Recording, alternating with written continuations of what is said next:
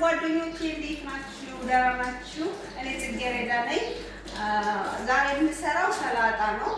ሰላጣ ሴትዮዬ ሰላጣ ስሪ ስላለች ምን ምን እንደምናደርግ ልንገራችሁ። አንደኛ ኪኮምበር የምንለው ማለት ቂያር፣ ካሮት፣ ሎሚ ቲማቲም፣ ሎሚ፣ ቀይ ስር በእኛ ማለት ነው። ከዛ ናና ይሄው ናና ማለት ነው።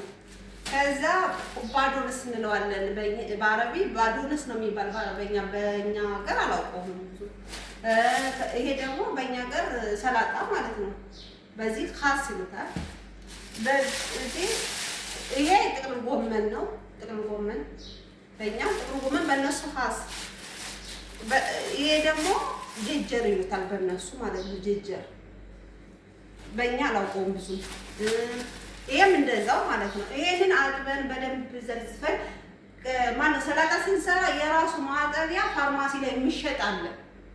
አዎ ዱባይ ያላችሁ በሞላው ዓለም ያላችሁ ኢትዮጵያም ያላችሁ ማለት ነው ፋርማሲ ላይ ይሸጣል ማለት የሰላጣ ማጠቢያ ማለት ነው።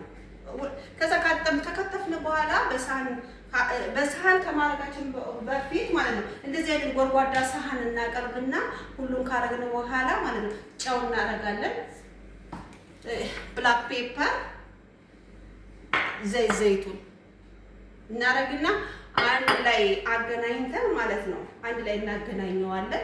ከዛም በኋላ ለሴትዮዋ ማለት ነው በዚህ እናቀርባለን ማለት ነው። በዚህ ስናቀርብ ካቀረብን እዚህ ካረግነው በኋላ በዲዛይን በሚያምር ሁኔታ እዚህ እናደርገዋለን።